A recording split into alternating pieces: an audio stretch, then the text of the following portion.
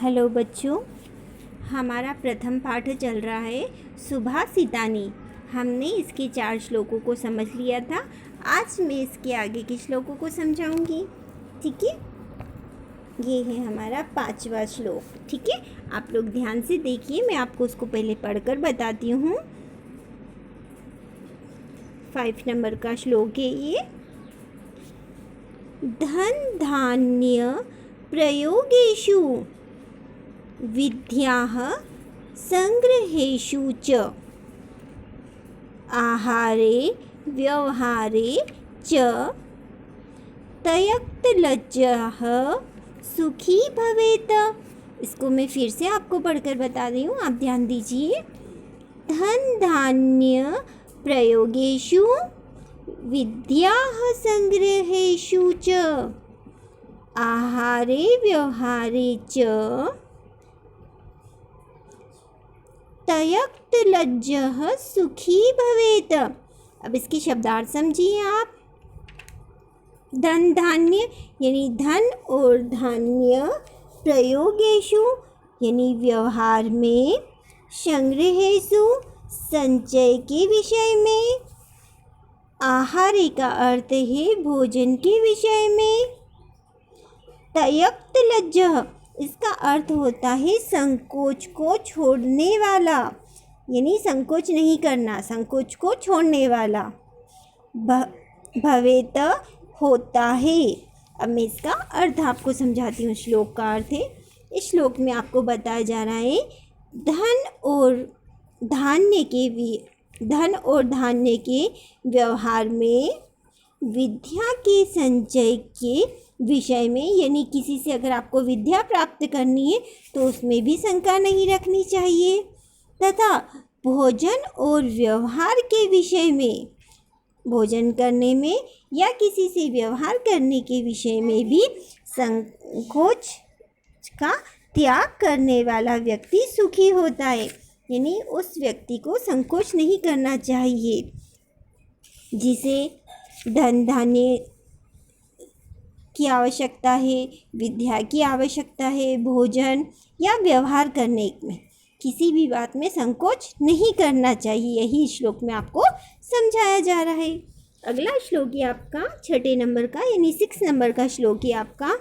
समा वशीकृति लोके शम्या किम न साध्यते शांति खड्गः करे यस्य किम करिष्यति दुर्जनः।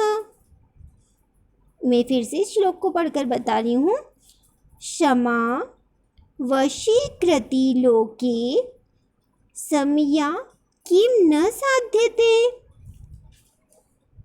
शांति खड्गः करे यस्य किम करिष्यति दुर्जनः।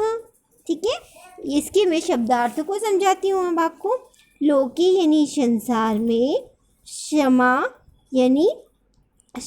यानी माफ़ करना, क्षमा वशीकृति इसका अर्थ होता है क्षमा वशीकरण, यानी क्षमा रूपी वशीकरण।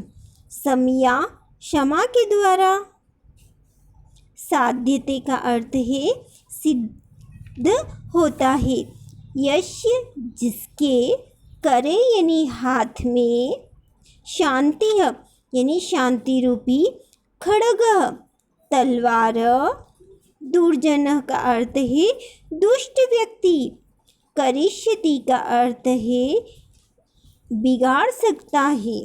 ठीक है, अब मैं आपको इस श्लोक का अर्थ समझाती हूँ।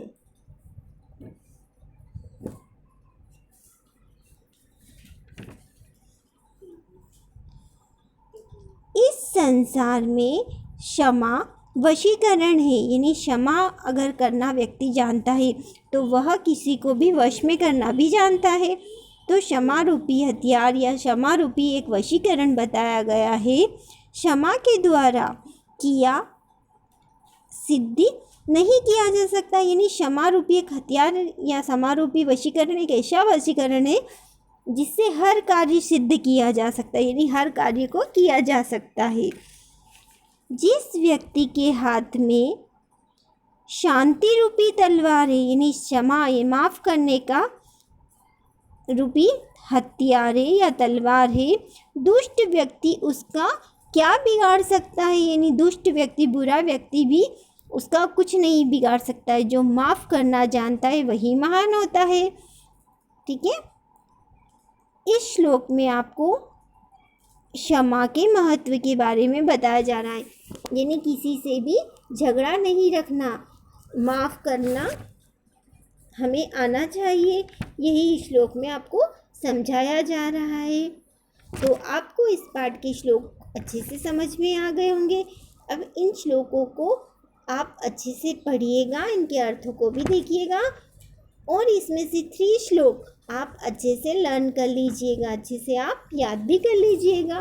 ओके।